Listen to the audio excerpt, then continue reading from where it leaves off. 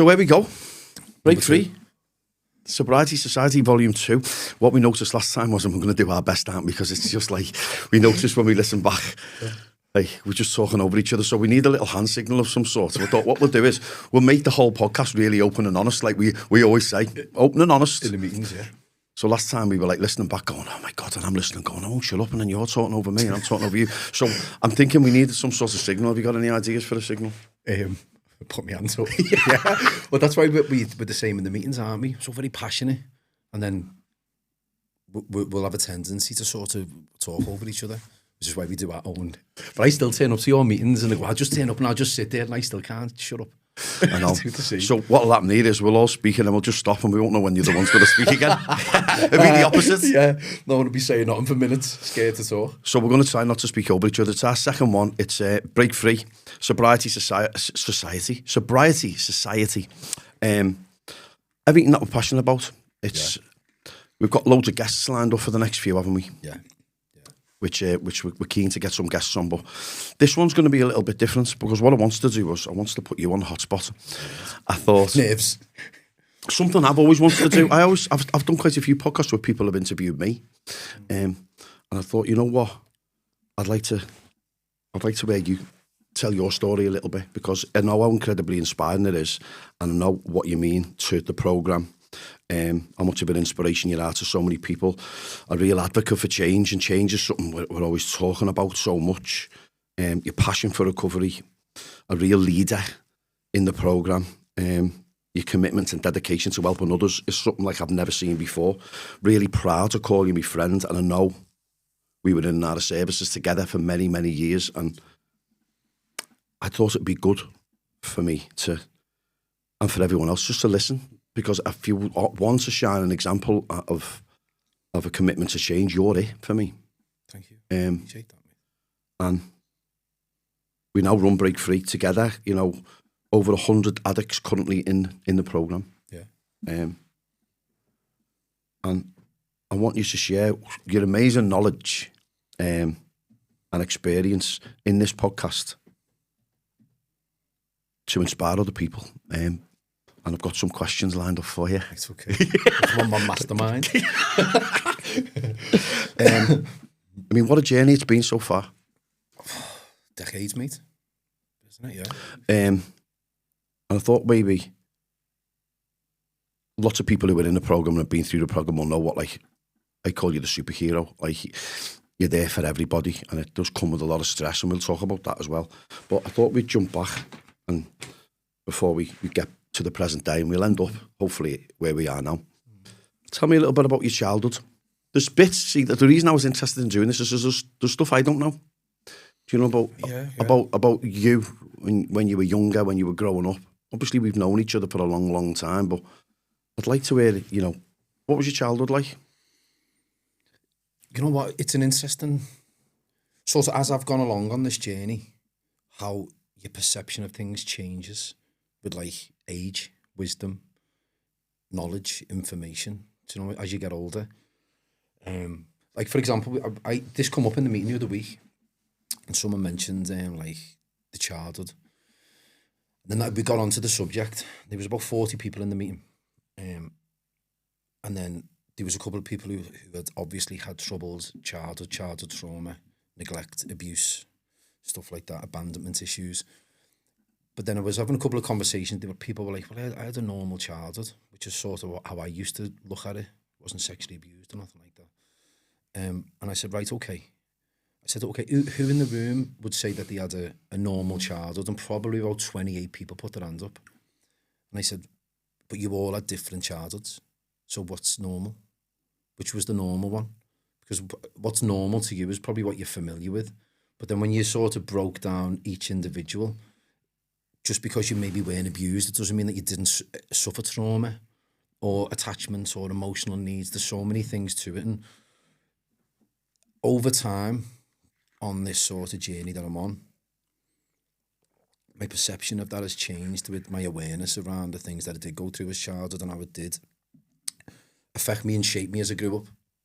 Because there was, like, sort of from an early age, there was a lot of parents divorced, a lot of daddy issues, never feeling good enough. My dad's quite a dominant character, quite a big fella, boxer, quite an intimidating, quite character, like the man's man type of thing. And I was very like sensitive, like a lot like my mum.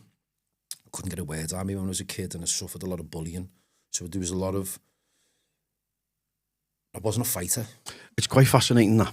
Yeah. To hear. I've heard you talk in the meetings because you're always incredibly honest, and as we all are in the meetings, but to hear you say that, like you were quiet as a kid, that you didn't speak much, that you were bullied, that will come as quite a surprise to a lot of people. Severe bullying. It's quite emotional saying that. I used to just follow Aisha and my sister around. She was the one who sort of used to look after me. Aisha was hard as nails. She was more like my dad. I was more like my mum, quite sensitive, and used to just follow Aisha around a lot. Experienced bullying. So as I say, my dad was quite a boxer, quite a big fella, respect from people, and it was like you sort of, that's what I mean. When you look back, it's like never feeling like you're meeting up to people's expectations, getting bullied, and it's like you need to look after yourself and come down the gym or do boxing, and it was like, just felt so much out of my comfort zone, and then not being able to then feel like you could look after yourself and stand up for yourself cripples you. Do you know what I mean? As a kid, I remember sort of feeling like that. But my sister also, she was experiencing bullying. She was getting bullied by lads. She's like 4 or 5 years older than me, Aisha, and so she was getting, abused, assaulted by lads. So it was like feeling like you should be sticking up for your sister, yeah, but then getting filled in every day. Sort of cementing the fact of how worthless you sort of feel, and that was from an early age. That. And did you feel like you were letting your dad down? Yeah. Like you didn't live up to sort of the expectations because you couldn't stand up for yourself? Yeah. Would that be a fair thing to say? And sort of you're letting your sister down, you're letting yourself down. You did this sort of, because like a lot, when you sort of, now I understand now with where I'm at now, and what I know now is that a lot of these sort of self-worth things is childhood experiences that sort of do shape it as you grow up, and then experience more bullying, and then like serious assault, like skull fractured, and a lot of abuse that sort of went on through early years. Which now I understand that, looking at how that did affect me as I got older, how my behaviour sort of changed to sort of try and mask over these things. Also from like childhood, like health issues. Always, as you know, my health sort of something that has plagued me all my life. But born with a hole in my heart, then asthma, and then when I was like 13, 14, getting Crohn's disease. And I remember they put me on like, got this medication that just made me balloon up. So it went massive. So I was getting the piss took out of me for that. Self-worth, my confidence around and my appearance, because you sort of swell up off the medication he would give me for it. So again, when I think back about that made a massive difference to my confidence and my self-esteem and my self-worth and how I felt about myself. Just hated myself. And the funny thing is I remember when I was about 13, 14, I'd already been actually drinking around that time. And then I got this Crohn's disease, and the doctor's saying, you won't be able to drink. You're not going to be able to drink now as you're growing up because it's like an irritant. Which is ironic, considering the state I ended up in.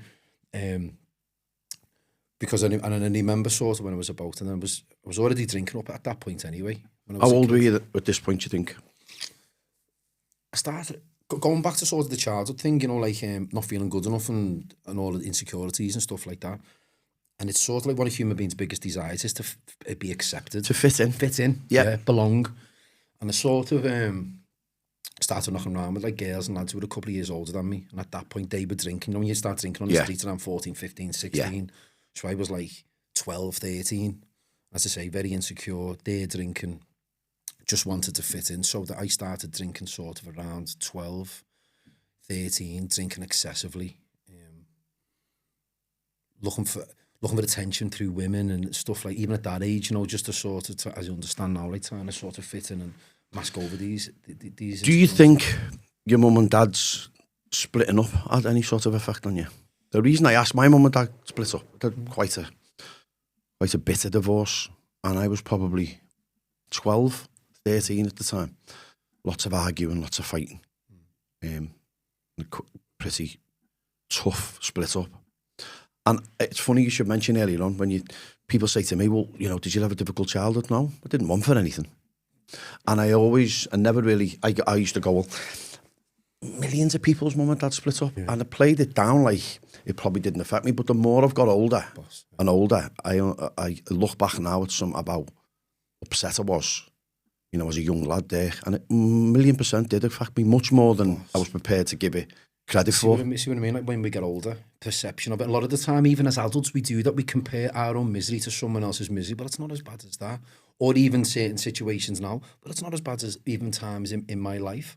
But it's not as bad as that used to be. But it still doesn't mean, as you say there, well, when you're saying like I didn't want for anything, that's again like something else. It's like physical needs can be met, but emotional needs aren't met.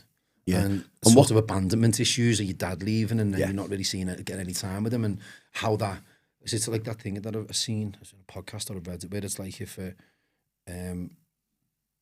say, for example, if that happens, that you don't feel like your needs are getting met, it's like the child doesn't stop loving the parent, the child stops loving themselves.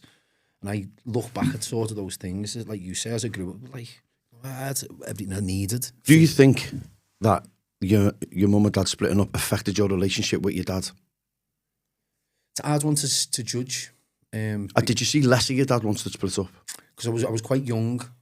Right. When they split up, so I was already quite young, so my memories around that. Right. I just know that from this breakup and the relationship with my dad and sort of over the years, like abandonment, not seeing him enough, wanting to see him, not seeing him enough. Yeah, I can relate to that. Not I can relate to that. And it's sort of like, you sort of get a bit of resentment, like they're just getting on with their life and he doesn't want to see me no more. And you as a kid, you're not processing things from an adult perspective. You're looking at it from a child's that, why don't they want to see me? Why aren't I good enough type of thing? So as you say there, like these things they absolutely play a factor. Things that happen to you in childhood affect you as you grow up. Certainly if you haven't got the right guidance, or maybe, as I say, as a child, like the adult brain doesn't stop developing until 24, 25. So you're trying to make sense of an emotional situation when you haven't really developed anyway. Yeah. You start then drinking and taking drugs when you're 12, 13. So you're even more, more emotionally immature. Yeah. Do you know what I mean? It leads me on to me sort of next question. Can you remember how you ended up taking drugs and how old you were and sort of what influences were involved in that, you know, of when you first started taking drugs? The drink was as I said before earlier on, the drink was the first thing. Very early, 12, 13, drinking on the street, but drinking quite heavily, drinking to like blackout and vomiting blood. I remember a specific time like that, and it's funny enough, I remember since then, like my stomach had problems. Maybe that's what sort of instigated and kicked it all off, because I was drinking from an early age and I was making myself sick. And then it was after that my stomach and all my health problems really started to kick off. But I was already smoking cannabis at that point, and I was sort of selling it as well. A mate of mine, his brother was into it and selling drugs, and he was giving us it. We were selling it to people in school. And even then, I remember, when I was talking about the insecure kid, and it was like, what, I'm a drug dealer. Selling bits of cannabis in school to people, about £2 worth or something. But it was all of that, like, it's sort of bravado and persona, a bit of self-esteem, and like I thought I was fucking big licks. And then the cannabis and the alcohol sort of started very early, 12, 13, and then I got really sick. It was really ill in a bad way, like nearly died and stuff. And then that sort of shocked me. Not from like an addiction or I need not drink no more. It was just in a really bad way for a long time. So then when I was like 14, 15, and the doctors, about 15, 16, no, it would have been over 15, 16. And the doctors were like, you won't be able to drink no more. And that was at the age when I remember all my mates them started going to town. Yeah, so this was one of my questions. Can you remember that point where you're drinking and taking drugs linked up with sort of social activities, nightclubs, going out? Yeah, it was your fault. I always get the blame. I've got to throw it on you. You know, like, I can remember that. I can remember, you know, wanting to play football and training at Liverpool and be heart set on being centre forward. And then when I got to 16, 17, I just managed to get like black ID and sneak my way into certain places. And once I started drinking more heavily, and then, you know, 87, 88, you know, acid and stuff like that started coming, my desire to be a footballer completely diminished. And it's like, did any of the nightlife type of things have a big influence on? Oh, massively. On you? I got in because as I said, it was like you can't drink. And at that around 16, like people were starting to go out to town and you were drinking and dabbling with a bit of drugs and stuff. And I was sort of going along, but not drinking. And then it was a little bit like the missing out and the odd one out. And someone offered me a tablet. Ecstasy tablet. And it in my child-like mind was, but he didn't say you can't have tablets. Like the doctor's going to go, by the way, don't you be taking ecstasy? It's fucking 15. Yeah. So they just said, do you want to be able to drink, blah, blah, blah. So when we was out in the 051, the people who I was with at that point, there was tablets, and he was like, you want a tablet? And it was a bit like, go on, have a half. And then at the night of my life, stomach was fine. Didn't keep my stomach off.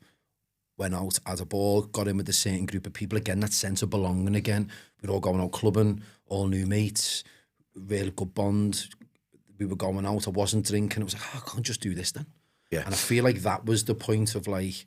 I think lots of people can relate to that. That's why I asked the question. Do you know, like for me, once ecstasy, you know, I was taking ecstasy and sort of at that point, it's social use and you haven't got any responsibilities really, have you? You haven't got your kids or you're not really working. And so you're sort of, if you're anything like I was, once you like maybe go in the 051 and you're taking ecstasy, your whole life revolves around your Saturday night. I know it sounds, I know it does, but lots of people who would be listening would be going, you know what, I used to be like that. And I think it's important you talk about that because sometimes it can be, well, it will be. I know lots of people, I'm older than you, but like, of my generation who were like at the Quadrant Park or the State and really early, sort of late 80s, early 90s and stuff, lots of their drug issues stemmed from the club scene. Not that yours did, but lots were.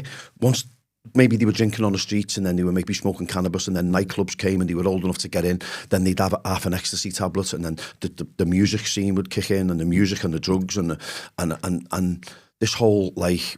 As you said, it's pointless us lying about it. They were enjoyable nights. Yeah. It was use then. It was social use without many consequences, wasn't it? Well, that's it, isn't it? It's like there's the debate of like, well, why do some people end up in addiction and some not? And they look at like a genetic factor, like D2 receptors and part of the brain, and can make you more, personality types can make you more susceptible. Environment, conditioning, social conditioning, families you grow up around, traumas, insecurities. For me, there's so many sort of different pathways that can maybe lead you to addiction. But then sort of if you've got those things, and as I use the word susceptible, because I don't want people going, oh my God, I had a bad childhood, or I'm an addict forever. Yeah. No. We sort of ended up in a situation where use turned to abuse, turned to addiction. Okay, I had a lot of traumas and insecurities and these other things that might have played a factor to make me more susceptible. And then I started going out, and then I felt like I fit in with these and I belong here. And then I felt like I finally had a group of mates and I was doing something that I really enjoyed, and I was like, I belonged to fit in, and it was enjoyable. As you say, the consequences at the very start of your sort of the drinking and the drug taking isn't like it is at the end. You know what I mean? It's not. No, and when we always speak really honestly, don't we? And people sometimes get a little bit surprised and say, well, you can't glorify it like that. We're not glorifying it, just being honest. When I first started taking drugs, and you know, or both of us, we got the consequences we did at the end, then we wouldn't have carried on. That's it, innit? Do you know the first time we went out, so I went to 051, someone gave me half a tablet, and I was hanging myself that next night. I was being like, fuck that. I'm not doing that again. What? I'm not doing that again. It's so gradual and bit by bit. Takes a bit of... Which is why we're big fans of addiction develops. It develops. Yeah. It's, you know, it's not something you're born with. It's not a disease. It's something that develops. And lots of people listening when they're hearing about maybe the clubland taking ecstasy, you know, and that leading on to enjoyable nights that start to gain some consequences, and it's starting to affect your life, and then it gets worse, and then your use leads to abuse, which develops into an addiction, but there isn't really anything enjoyable about it anymore. But it's what you've just said there, like enjoyable, reward. It's developed. It's the part of the brain that is keeps you alive is your reward system. So when you're taking addictive substances or altering the circuitry within your brain, that's releasing the things. So every time you do something that keeps you alive, from a survival point of view, your brain rewards you with dopamine. So the chemical that your brain sees as, well, if I got this, it must be doing something positive and rewarding because it keeps me alive. And we're putting drugs into the system that shouldn't be there, that release 10 times more the reward. Your brain is tricked into thinking like, well, yeah, I need this. And if you repeat that often enough, you create like a habit with the dopamine dependency type of thing. You're formulating habits and changing, it's altering the way the brain works. If anyone's been around an addict who's known them for a long period of time, like my family, my mum, if they seen the person I was, and then at the very start of my drug taking, how I changed, my brain changed, the circuitry changed. I started prioritising drinking drugs over everything else. I wasn't taking pleasure in seeing my kids' hobbies, football, boxing, going to match, seeing the genuine my family. things that you're passionate about become second tier, don't they? They're not a priority because your brain is changing, and it's drug-seeking change in behaviours. And if anyone's been around an addict for a long period of time, you see that. The changes in the brain, it changes the behaviours, it changes everything. And not only does their mental state change, their behaviours change, their appearance changes. I just remember in the end, it was like, I was just like an addiction wrapped up in my skin. Very rough version of myself, but looked like me, but everything within me was all driven in the end was for just the reward of the drinking and the drugs.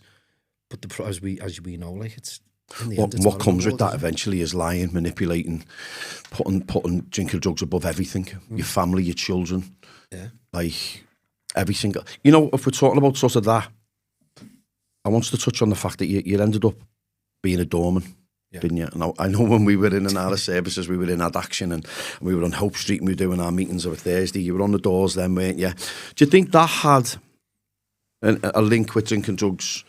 And that's when things really. But to be honest, now again, I always look back and try and reflect and like understand myself, like the journey of why I made certain choices at decisive points in my life.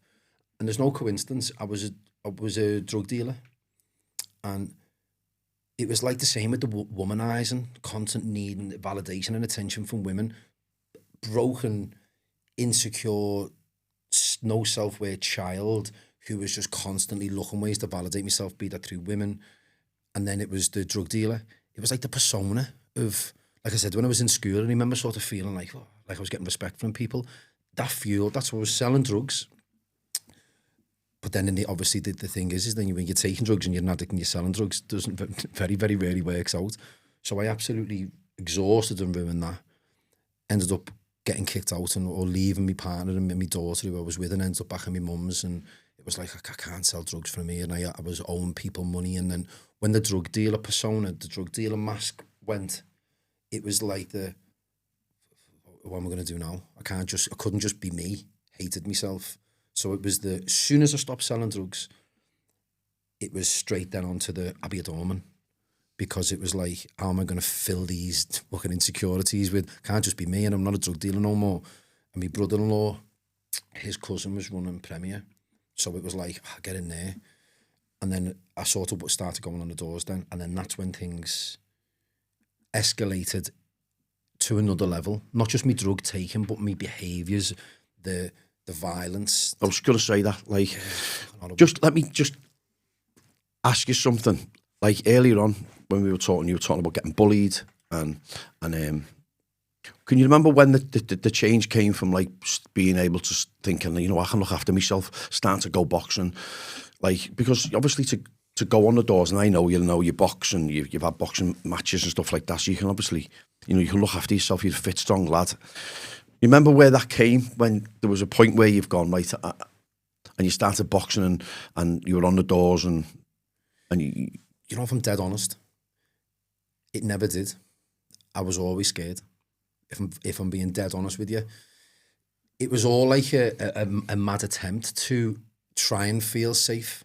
It's like the boxing and the training and the steroids. It was all like a way of sort of trying to make myself feel safe, not the scared kid no more, if that makes sense. Yeah. So even like the boxing and the training and the doorman thing, and then I got a bit of a reputation for fighting all the time. But again, if I'm being really honest with you, because people be triggered and people be it gets a bit confrontational on the doors, and because I weren't the bulliest, like, oh, fuck off, lad, you're not getting in. I'd be like, oh, look, man, I talk to people. People take politeness as a weakness. So then I'd be the one to be like, ooh, you fucking, to start giving me shit, and then I'd be triggered. Everything in me wanted to leg it. Yeah. But I can't be the doorman legging it down Bold Street. Do you know what I mean? So I'd be panic and fight or flight, and I'd be fighting all the time. And it was this persona, I fucking mad him. So he's all using it. I can relate to that a lot. Yeah. And that, I think, Like, and when I say I can relate to it, not in a fighting sense, but that whole ego that developed in me of being like this local DJ who's always out, never goes home. Yeah. He's always taking ease and he's mad and he's like, if there's a party, Lee'll be there and he doesn't care, you know. And he's like, this, almost like this image of like, he's one of the lads. An he's addiction like identity type. Yeah, thing. Yeah. So when I desperately wanted to quit and change. Having to change them behaviours, like I used to come into work and doorman would just hand me ecstasy or cocaine because they knew, like there'd be loads of times that I'd be out at DJing and I'd be going to the doorman, lads, anyone got any, or has anyone, or they'd be trying to, so then there'd be times I'd come in the club and they'd just put it in my hand. So when I made the decision to quit, I found it really difficult my ego wouldn't let me shake this sort of persona that I'd built off of saying to these people, listen, I'm making a decision not to drink and take drugs anymore. I'm in a recovery program. I'm in addiction.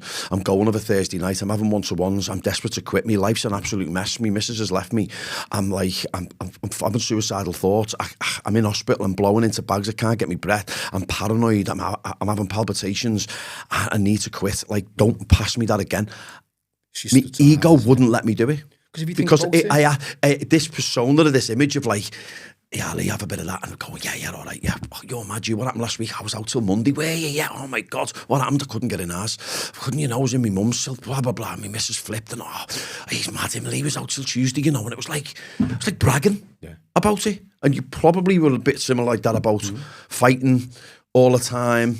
It's like a mask, this image of persona is another way. Mask, isn't it? Persona, and the reason we adopted these personas of he's fucking mad, and he's because it's hiding really of the vulnerable side of yourself, which you're not really going, you know what, mate, my life's a fucking mess. Yeah, I hate being like this. I hate being like this. So you've hid this persona, this character. I imagine like a villain in a pantomime in my own life, this character I created. But then when the thought of removing the mask and going, you know what, like this isn't funny, I don't want to fight. Getting really vulnerable. Like I wouldn't get vulnerable.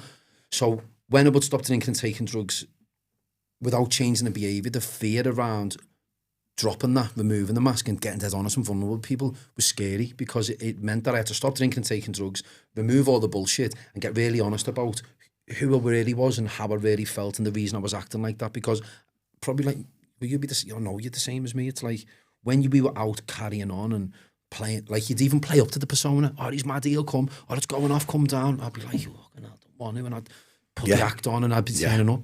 But then when you're on your own and your missus and your kids are upset because you've gone missing, but you're with a loads of fucking lads who are thinking it's funny, or I'm going around getting involved in people's business that I didn't want to. When I'm on my own and when you're on your own, you're like, I hate myself. Yeah. But you still won't take the mask off. You won't take the mask off. No. Yeah. Only you're left on your own. And I struggled, it's funny, so I really struggled with that whole, like, Lee's mad, he's always out.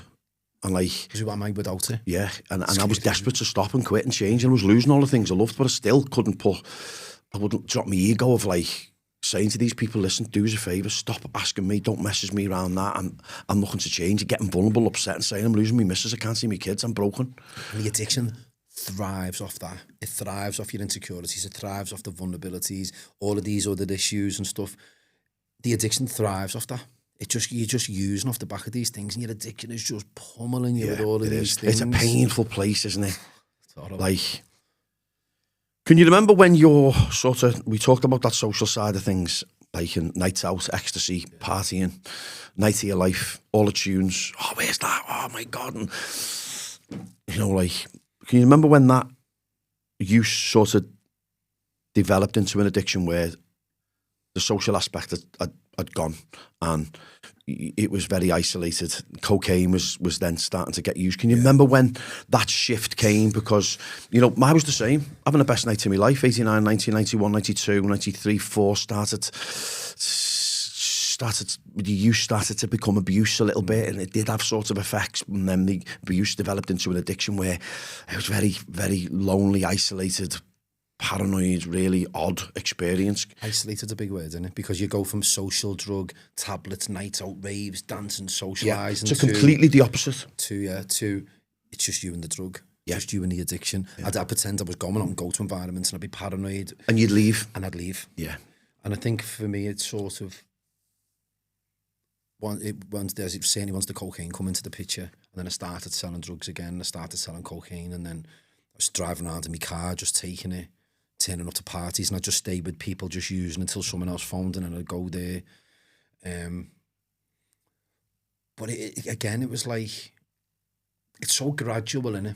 And without awareness, the addiction's so convincing because you're talking to the addiction going, it's not that bad, I'm still going, I'm going to work, all right, I'm a bit fucked, or I'm still doing that, and it's only a weekend. And the kids still go to school, and I'm still, you know, it claims you're functioning. Yeah.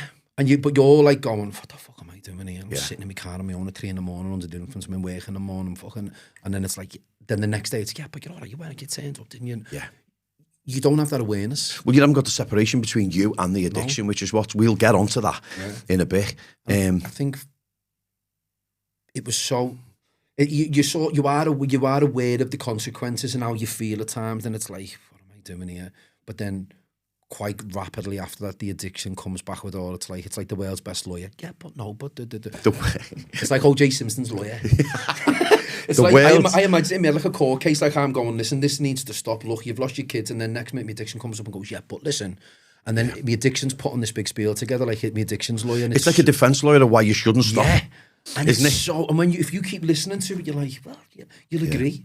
Yeah. And then I think any addict will relate to that. You go through that process for so long of consequences. Well, your brain's constantly in court, and the rational you is desperate to quit, but then your addiction with its lawyer's outfit on is in the other corner talking you back into it. Well, you went to work, it wasn't that bad. Don't do what you did last week, you went overboard there.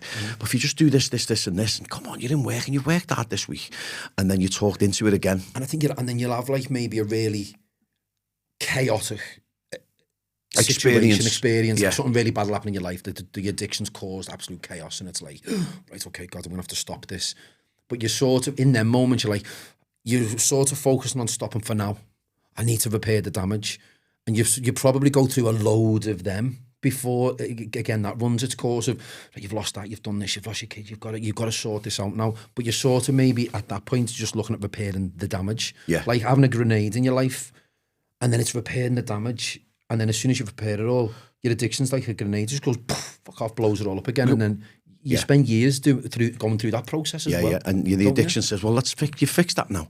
It's like when you're being kicked out. Yeah. Like, you go out and you go overboard, you go missing, there's chaos at home, carnage, and like, your partner says, that's it, I'm done, I've had enough, and it takes you weeks and weeks, and you stop, and you don't drink and use for a week or two, and you do everything you can to make it up to them and apologise and beg and cry, and you're broken, and you're like, please, and then they go, come on then, you're promising you're going to change, you do, and sort of you fix that, and you get back home, and the addiction goes, oh, well, you've sorted that now, just don't do that again, don't go that far, you went overboard there, stop going missing, but you can't be expected to not drink or use at all. The time's a healer, isn't it? Yeah. Like, the devastating effects of what your addictions just caused, that experience, you get so far away from that and then manage to repair the damage. And addicts are so convincing because they also believe the bullshit. You know what I mean? And in the moment your addiction's being fed and you're like, oh my God, and you're desperate. I promise you I won't, I'll stop, I'll this, that and the other. And in that moment you're so believable because you mean it at that point. You believe it yourself in that moment. You genuinely do. Yeah? Because you're part of that brain that's dealing with the consequences side of things is like, what have you done here? Look at the state. And you're in fight or flight of, I'm going to lose everything. Yeah. So your addiction's like, right, okay. And then once you then repair the damage and you make things I think at that point your addiction just taps out. Yeah. It's being fed. Yeah. It's had its fix. It's caused chaos.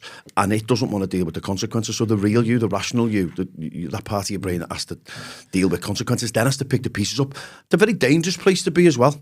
Because the midbrain that we talk about, the survival drive of the addiction develops, as you explained before, it doesn't understand consequences. It just wants its high. It wants its fix. So it will do anything to get that, no matter if it takes your children, your partner, your health, your wealth, your job, your life off you. It will constantly push and push and push to get its fix. But once it's got its fix, and I say the shit hits the fan to the point where you can't carry on anymore. Your missus is at the door, your partner's at the door, the police are there. Yeah.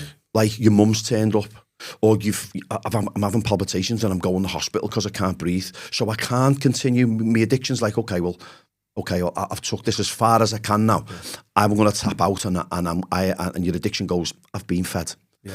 then your frontal cortex, the real you, the rational you, then has to pick the pieces up. And that, for me, is one of the most dangerous places, because when your addiction's being fed and it taps out and goes, okay, I'm done now. I've caused chaos and I'm not dealing with this. You deal with it, the rational you. That's when it can become overwhelming, to be like where the suicidal thoughts come in, because people then go, I can't cope. I can't cope with what the addiction has caused. I can't deal with this. It leads me on to that dangerous place of like, I've fucked everything up. I've lost everything. I can't cope.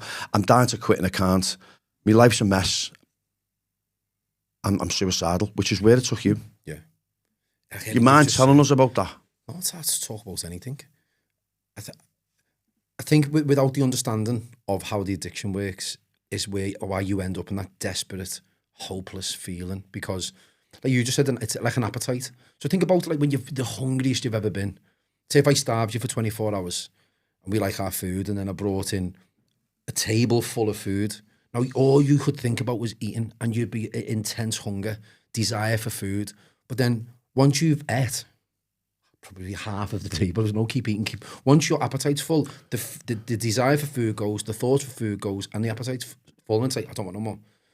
I imagine that times a million is like an addiction, isn't it? So it's once it's fed and the appetite's full and the dopamine's had its fill, the catastrophic effects is that you're left with going, why have I done this? How have I done this? I don't believe it. And then in that moment, you're like, I'm never doing this again. And you believe it. You mean it. How many times have you been in that place, and there'll be people listening who are going, God, and there'll be partners watching who go, that's my partner. How many times have you caused chaos, your life such a mess, and in that moment when you're begging, crying, I talk about it in meetings, I've sobbed. I've almost like had a nervous breakdown. That's what I compare it to, where I am absolutely I can remember being in the bathroom in ours once, begging me missus. I was so desperate to stop, and so desperate to stop eating her. I get upset thinking about it. I feel it. So desperate to stop eating her, and the pain I was putting her through and fucking filling up, selling you. But I couldn't stop. I fucking hated myself for what I was doing to her, and my kids, and me, and myself, and the effects I was having on me. And in that moment, when I'm begging her and I'm broken, and she's going, and she's got hold of me, I genuinely believe I've had enough there in that moment. But the scary thing is the addiction hasn't, has it? Yeah, and that's the thing is you have had enough.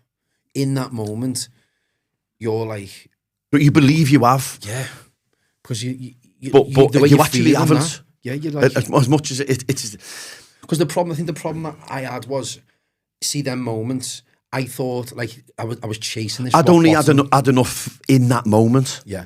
I hadn't had enough with that commitment to change, which is we'll get onto the science and stuff. We sort of feel like it's going to get to the point where I've had enough and it's that bad that my addiction will also have had enough. Yeah. Like it's gone, right, okay, fucking hell, we've took this as far as we can go. But yeah, it's like, it's accepting that. Like your addiction's going to agree with you and go, you know what? I'll give you it this time. You have had enough. I'll stop asking you. That's it. That's what I struggled with. I think that's what most people struggle with. Without an understanding and awareness and ability to control it, I chased this rock bottom.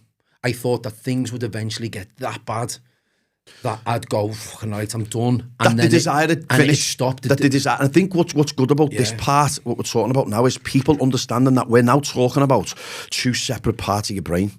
Like, you can be broken and be sobbing and genuinely in that moment you've gone, I've had enough. But I think what's painful about it is that in that moment, like when I've sobbed in my bathroom and my missus has had literally keeping me up. She's holding me up. And that could be a Tuesday. Then come Saturday, once I've been back home, and then the match is on or the footy's on, I can hear the addiction asking me again, and then I'd be like, why? That understanding I didn't have. I was like, and that would kill me off. I'd be like, God, in that moment on Tuesday, I thought that'd go away. I genuinely believed in that moment that, as you've said, that my addiction's agreeing with me as well, and I'm like, okay, you know what? Get that bad. Yeah, but when it starts asking again, it's painful, isn't it? Because if you think that that's you are going to agree. We're designed to follow instructions from that part of the brain. And if you genuinely believe that that's you, and you start talking back to it, and then it's like this constant manipulation of your own The mind. lawyer again on the stand, isn't it? Selling you the misery without telling you about it. Your value, like breaking promises to yourself, ruins you as a person. The people you love more than anything, because you are a decent person, we had good people, just made some poor choices. But if the people you love more than anything, you hate them like that at time after time, constantly promising yourself and meaning it, and then within days later you're doing it again. There's no trust. You can't trust the words you say. You don't trust yourself, and you're living in a constant anxious state, hating people constantly, letting yourself down constantly, self-esteem just ruined. Everything goes. Do you think that that place we're in now that we're talking about is what led you to try and take your own life? Yeah. That helplessness and hatred of yourself. You know what it was, Lee? I remember it. Because I was going round, I was trying to stop for like 20 years, trying to stop for about 15 of them in services, just trying and stopping and failing for whatever reasons. But really, really trying sometimes. And then this rock bottom theory at that point, when I was in my house on my own, I didn't have a carrot, I didn't have no lecky, the partner had gone bankrupt, people threatening me, my mum, my kids, I hadn't seen my son. And in that moment, it was like all hope had gone. That's what I can explain it as. Like a human being without hope. I'd always been in services trying to stop, and I had a little glimmer of hope. And then in the end, I feel like it exhausted all hope. And then the fucked up thing about it was my addiction was like, you're so far in now, you aren't going to get out. So you might as well lend more, strap more, do this, get as much as you can, rob and steal. And it was like, you just push it now to the absolute limit and then just kill yourself, and then that'll be the end of it. That got me to that point, and then that was the plan. It's like I'd lost all hope. It was like, I remember thinking, mate, it was like I didn't want to die. But I remember thinking, I don't want to die, but living's worse. That's how bad it felt in the end. And people sort of talk about suicide and they're like, I've got kids, I'd never do that. And it's like, and I get it. But when you end up in that mental state, you are genuinely feeling like people would be better off without me. Yeah, and I think what you've just said there, when you feel like there's no hope, that's what we're really passionate. That's why we talk about it so openly and honestly. The one thing I really, really want to give people, and we both do, is hope. Like, you can watch one podcast, listen to one short video of you or me talking about recovery, and instantly get a bit of hope, a bit of understanding, a bit of awareness of like, wow, it's not just me, and I felt like that, and I can relate to that. And look at the change in them, and look at it. Like, that's why we're so passionate through our program, Break Free, of like showcasing the change in people. That's what we do. We post a lot about it, don't we? Of like, when would you say the turning point came when we talk about, I finally had enough, whatever I need to do, whatever it takes, and put my recovery first? Can you remember there being a point where you've... I remember you text me. I'll probably start crying. And I had spoke to you for a couple of years, really emotional, and I was in a bad place. Like, I was in a fucking terrible place. And I remember lying on my couch again. One of them times I was just on my own, and you just text me, "You all right, mate?" Just fucking out of the blue. And I just text back, "No." You were like, "Come and see me." And I remember that was the turn. Like, I remember saying to me, like, what are you doing? You know how to do this.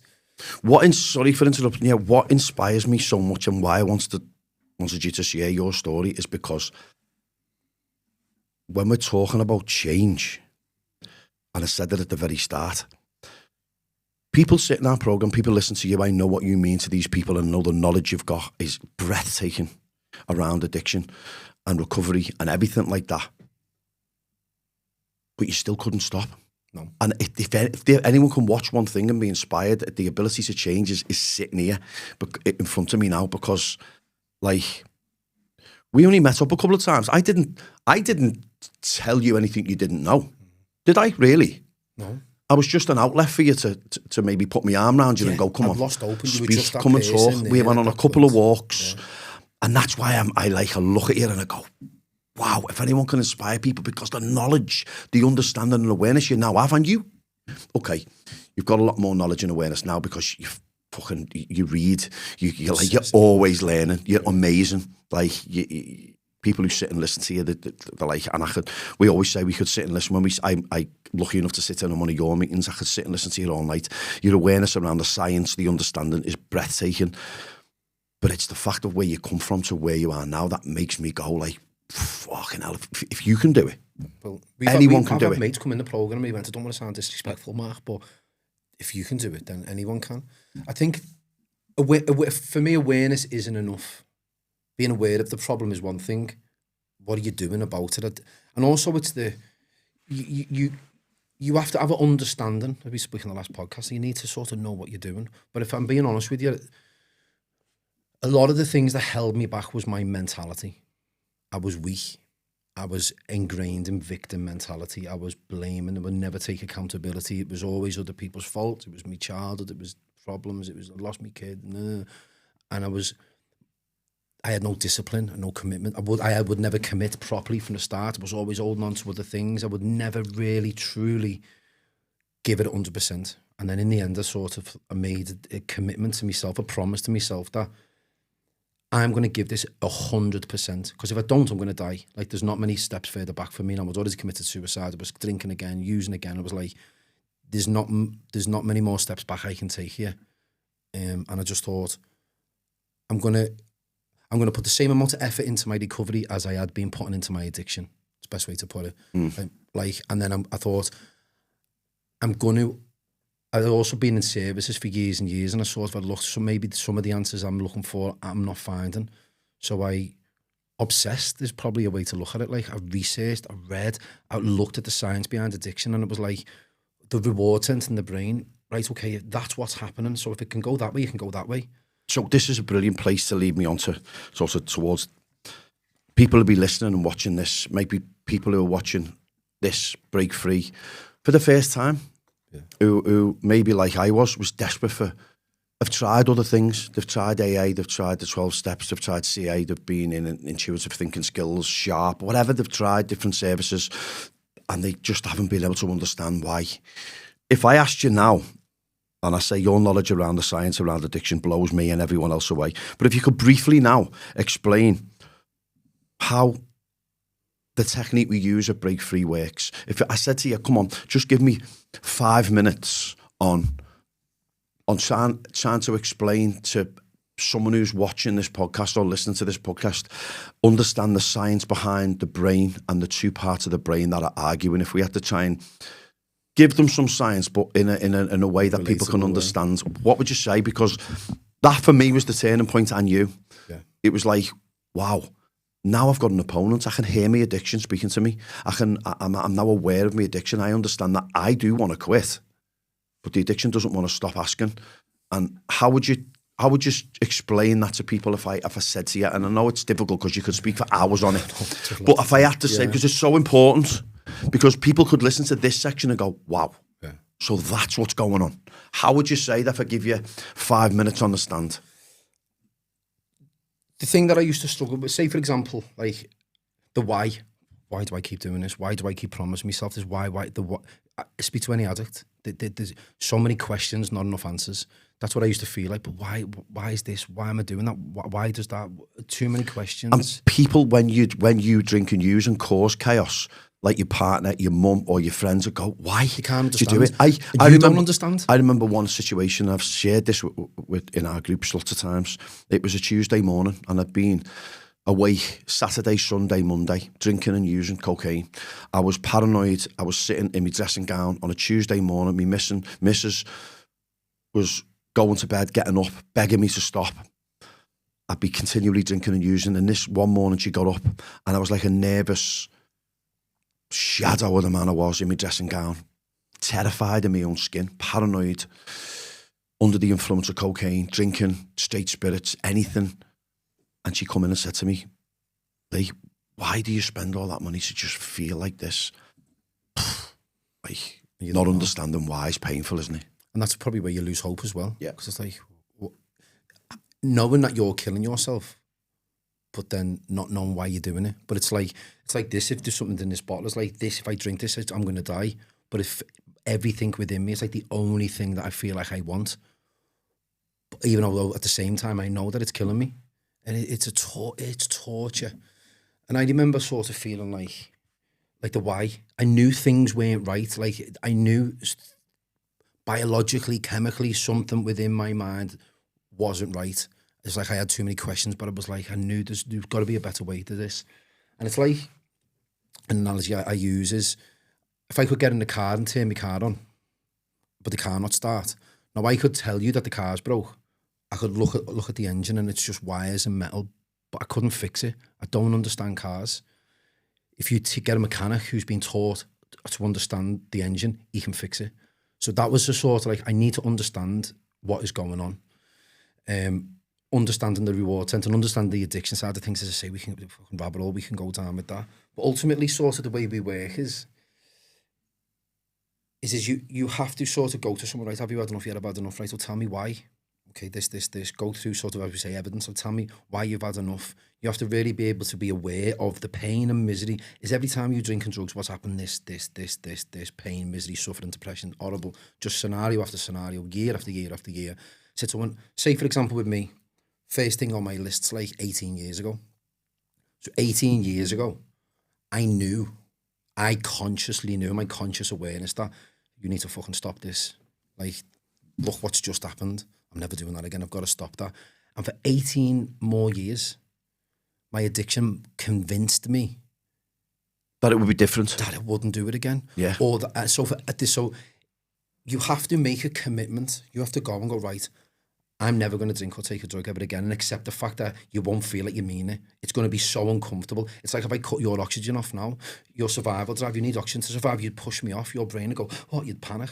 Same part of your brain. Same part of the brain. It's like cutting someone's oxygen off, food supply off, suffocating them, saying to an addict, you'll never drink or take a drug ever again. Oh, I can't say it because I don't feel like I mean it. No, I'm lying. How can I do that? Because it's your thoughts and your feelings don't marry up. You have to accept the fact that you have to make a commitment to stop. And then we have to put the work in to make sure that commitment happens. I think as well, for me, it was understanding that there is a separate part of my brain that is now being tricked into thinking it needs drinking drugs to survive. Like you need to breathe. Yeah. So if you're ducked under the water, you panic. Yeah. When you commit, someone says, listen, you need to commit to never drinking or taking the drug again. The panic's in there. It's like, can't commit to that. But understanding that these thoughts and this addictive voice we talk about, that's saying, lots of people go, fucking hell, yeah, I'm onto that, Lee. Someone's like, you've done well this week. You've worked hard. Come on, don't do what you did last week. Just have a little go. Don't come out. Just have a drink. So go watch the first half. You've got to be comfortable with the fact that you've made, it's like you're my addiction and I'm me, right? I'm never going to drink or take a drug ever again. But you're still going to ask. I can't stop you asking. Your life depends on getting drinking drugs off me. But would you say understanding that at the very, very starting point of this is understanding that there is that other part of the brain that is going to ask. You have an opponent. Yeah. So I know that every time I'm with you, so you get me to drink and take drugs, you ask for drinking drugs, and every time I'm with you and I listen to what you say, my fucking life falls apart. So I'm making a commitment now to not listen to you. No matter how much you argue with me. Yeah. If you end up in an argument with me, I win. Because I'm the addiction and I win. It's like you've been selling me the same shit for 18 years, and every time I talk to you, but you're the world's best salesman. Yeah. It's like I always imagine if you go to Turkey, and I'll go, right, I'm not buying no t-shirts tonight. And if you go out, you go, hey, do you want to buy it? And you go, oh, what size have you got? You're buying 3 t-shirts. And it's like the world's best salesman. So there's nothing for me to negotiate with you about. I've made a commitment that I'm never going to drink or take a drug ever again, but I accept and I'm comfortable with the fact that you're still going to ask. But I don't get into negotiation with you. I just recognise, like, what are you saying? Because if I start talking back with you, it's a part of the reward center activates, and then you go and it starts releasing dopamine, you go into the emotional point of the brain, and then before you know it, your reward center kicks in. That becomes obsessive. You then lose that I'm never going to use again, and then before you know it, you lose all rational control, and before you know it, boom. This salesman has sold you a different ending, but it's only a few. You're not going to go mad. You won't go mad. You won't sit up all night. You're only watching the match. It's an early kickoff. With it. Well, you don't do this. Well, you just leave your bank card and don't. And as long as the thing is it's like you've got to look and think, this is exactly what I've been doing for 20 years. So then it's like I've got nothing to negotiate with you about around me drinking, taking drugs. I've made a commitment to stop, and I need to be able to recognise in every situation, because my addiction has infiltrated my mentality, my emotions, my life, my personal life, my kids, my social life, every single fucking thing in my life, my addiction has manipulated me to drink and take a drug in. Fridays, work, stresses, emotions, everything. Good news, bad news, grief, loss, arguing, fighting, weather's sunny, hot weather, bank holiday, the match is on, the boxing's on. It's linked to chatting to you not knowing it's your addiction, end up in a conversation with what you think is yourself. Yeah. and then it tricks And you it always into a different paints this ending. picture. It paints a great ending. So you have to have an awareness and accept the fact that there's hundreds of paired associations that's going to activate your addiction. It's going to go, oh, bump, thought, image, feeling, bump. You have to have the ability to recognize that and the tools to control it. Because I used to think when I go to the CBT counselling and stuff, and the tools that they were teaching was what they'd learned, which were useful for other cognitive counselling. But it was like trying to fix something with the wrong tools. The things that they were it was like, so what we've done is we've developed tools specifically designed to control the addiction and rewire the brain so you only see drink and drugs as misery, not a reward. So you see the truth. And then in the end, it's like, it's persistent, it's tormenting. This thing has been chatting and going on at you for years. The more and more you catch them thoughts, you break them down, it's like you digging new pathways. So in the end, it becomes less and less. And this is when people talk about this peace of mind, is you shut the fucking salesman up. You stop it tormenting you, persistently, constantly asking you, engaging in conversations. You develop like a defense mechanism against it. When it talks now, it's just like, boom, here it is. So basically now, when if your addiction pops up and you recognise it, you just see the truth. You've now trained your brain to know what the ending is. Yeah. By cognitively rewiring it, using the tools to know. I'm the same. Yeah. Like I work in that industry. Not that makes any difference, because if you want to live a normal life, you will go to weddings, funerals, christenings, concerts, live music events, festivals. All these things have got people drinking and taking drugs there. So you will come across them, unless you really live a very sheltered life, you will come across people drinking or taking drugs. That happens to me. It does happen. It can happen in different situations in my job. I could be at a big festival and I could see someone maybe using, or on the flip side, I can go into a 30th birthday or a wedding for someone and go to the toilet for a wee, and there'll be people using in the toilets. This is what we're up against now. The thing is, for years and years, that I would have ended up having a conversation with my addiction in them moments. It would have gone, hey, why don't you, it's a couple of weeks now, it's a month since you've had it, why don't you just have a little go? You don't go mad, you've learned now.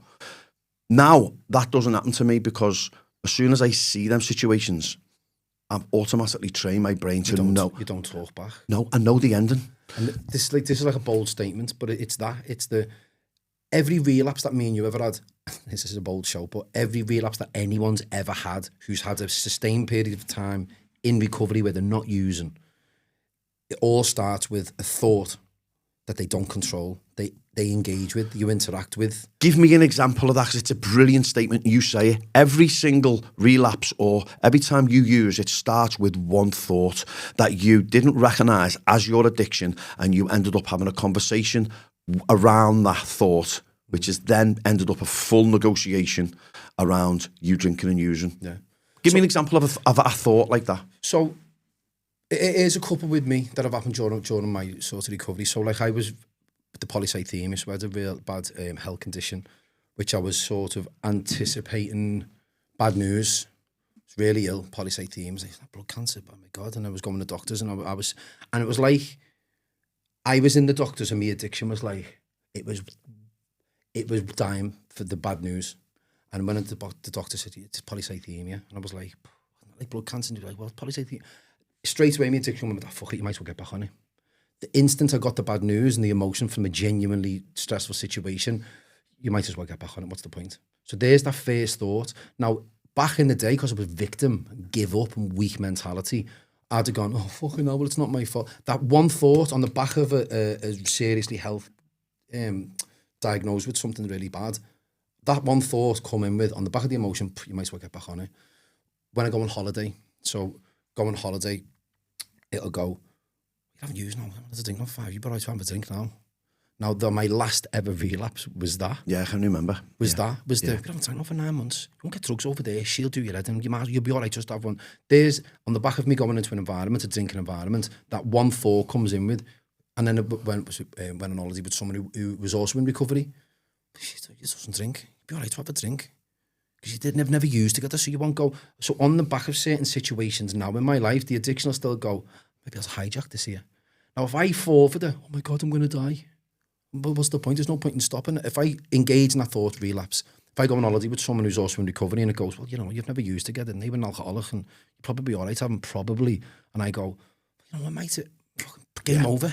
That's that one thought.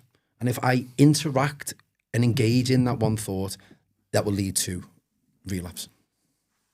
The amazing thing about this and the program and the technique and the way we work at Break Free is that you become so aware of the addiction. You get to know the addiction so well that it can't sell you the misery anymore. And the results we're seeing from people are like fantastic, which leads me on to like near enough my final question.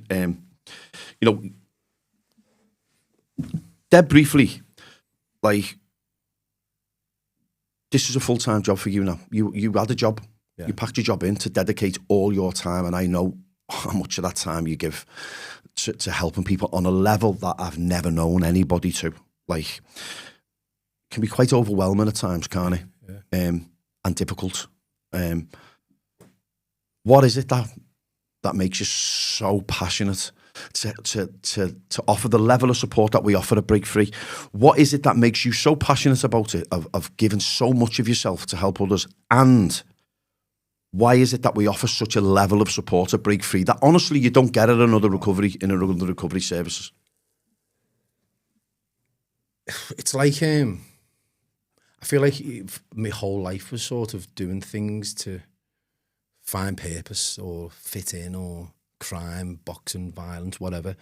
And it's like I have purpose and I'm actually helping people, not hurting them now. But it's also like I just believe in what we're doing so much. I go back to the times when I committed suicide, and people always used to come to me house looking for me and trying to make sure it was all right. And that one day, I remember looking at my front door thinking, I wish someone had just come in and just make this better, make this go away. I was desperate, helpless, hopeless. And I feel like there's 14 people I know now of that personally who've died at the hands of addiction. And I feel like I genuinely believe like we've got the answers. Yeah. I genuinely believe like we're adding more stuff into the program all the time, but this is in an ego point of view. We've helped hundreds and hundreds of people not stop, but stay stopped. I genuinely, passionately believe that we have the answers and we can make a difference. So I will dedicate, and I love it, but I'll dedicate. I feel like we're in a position here that we can stop people dying. Like we can genuinely make a difference to people who were in the same situation we were in, that nearly killed us, and we are in a position that we can really help and make a difference. Why wouldn't I? And we are. And that's not from an ego point of view. It's beautiful to see the change in the people. And over the coming podcast, we're going to be inviting people who've been through the program in and let them. I often say in the meetings, don't I? We can sit down there. So me and you have sat and done meetings ourselves with 40, 50 people in the meeting. And I say, don't I? The people in the meeting, the people in the program can be more inspiring than us at times because they've just been through the process. It's more relatable. It's years and years and years since we've drunk and used, which is brilliant, and we're really proud of that. But we're going to be getting people on in the podcast who have just been through the program, and I think that'll be amazing. Finally, I know you're always learning. The books he reads, the podcast you watch, the seminars you go to. What are your ambitions and your goals?